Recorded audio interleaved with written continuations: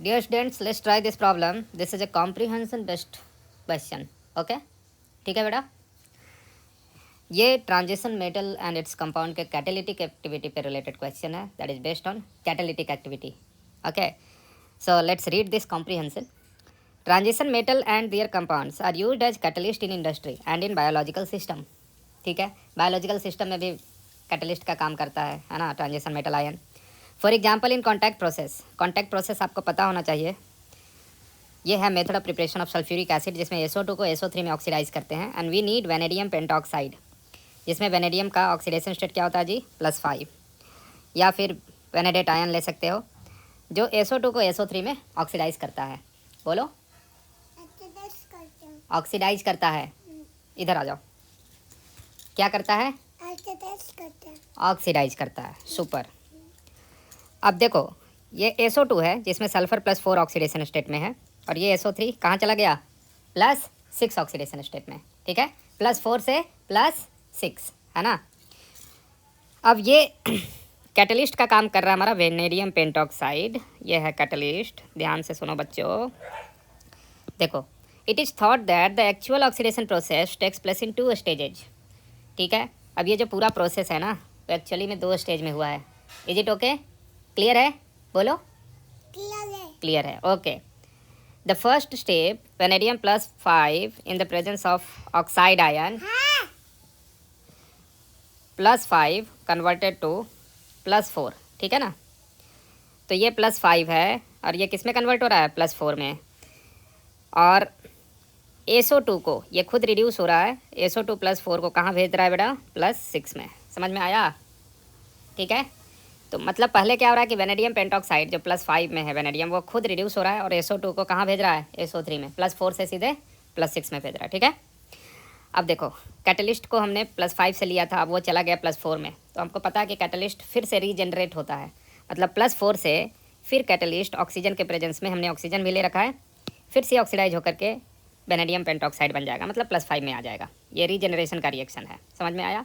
इसका मतलब सिंपल समझो कि पहले वेनेडियम पेंटॉक्साइड SO2 को ऑक्सीडाइज कर दिया SO3 में और खुद रिड्यूस हो गया. ठीक है ना, +4 में. ठीक है, अब फिर क्या होगा, जब रिड्यूस हो गया +4 में, तो उसको रीजनरेट कर दिए ऑक्सीजन के हेल्प से. ऑक्सीजन उसको ऑक्सीडाइज कर दिया और वो खुद रीजनरेट होकर +5 में चला गया.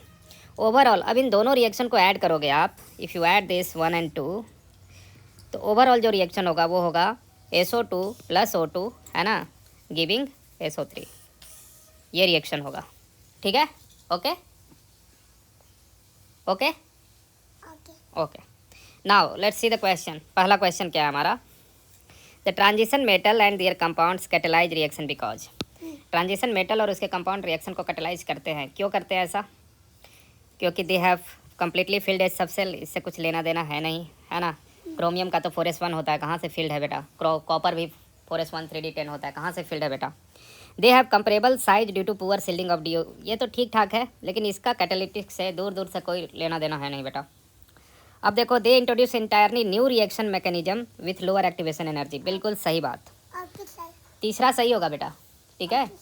हाँ, ये समझ में आ रहा है? क्योंकि आप देखो, नया रिएक्शन मैकेनिज्म को किया. हम तो लिए थे कि SO2 को O2 ऑक्सीडाइज करके SO3 में भेजेगा, लेकिन यहाँ काम कुछ और ही कर रहा है. SO2 को ऑक्सीडाइज कौन कर रहा है, वेनेडियम पेंटॉक्साइड, है ना. तो रिएक्शन मैकेनिज्म जो डायरेक्शन है उसी को चेंज कर दिया. समझ में आ रहा है? Okay. Next is they have variable oxidation state. वो तो सही है, बट डिफर बाई 2 यूनिट्स. ये गलत हो गया. ये तो तुम्हारा P ब्लॉक के एलिमेंट्स में होता है, डिफर बाई 2 यूनिट्स. जैसे कि क्लोरीन, सो क्या करता है बेटा, -1 0 +1 +3 +5 +7 ऐसे. ये तो हमारा ट्रांजिशन मेटल है, इसमें डिफर बाई 1 यूनिट ही होता है जी. चलो second question. During course of reaction, reaction के दौरान क्या हो रहा है. ठीक है, catalyst undergo change in oxidation state. बिल्कुल सही है. आप यहाँ देख सकते हो कि +5 से +4 में चला गया है. चेंज तो हुआ है बेटा. Catalyst increases the rate constant. सही बात. अगर वो रेट ऑफ रिएक्शन को बढ़ा रहा है, इसका मतलब रेट कांस्टेंट को बढ़ा रहा है. तुम्हें पता है रेट ऑफ रिएक्शन होता है रेट कांस्टेंट K × e⁻, एक मिनट रुको, जो रेट कांस्टेंट होता है, सॉरी, K = A × e⁻⁻ है ना. अब इसमें साफ साफ दिख रहा है कि एक्टिवेशन एनर्जी को घटाओगे, ठीक है, तो रेट कांस्टेंट क्या होगा, बढ़ेगा, रेट बढ़ेगा. सही बात. अगला देखो, catalyst is regenerated in the original form when the reaction form the product, बिल्कुल सही, यहाँ से रीजनरेशन हुआ है, +5 फिर से यहाँ रीजनरेट हो गया, ये भी सही है। तो आंसर ऑल आर करेक्ट। ये जो ऑप्शन है ना बेटा, फोर्थ ऑप्शन, वो हमारा करेक्ट होगा। ठीक है, चलिए तीसरा क्वेश्चन में आते हैं। Catalytic activity of transition metal depends upon, ये पूछा है, तो किस पे डिपेंड कर रहा है? Their ability to exist in different oxidation state.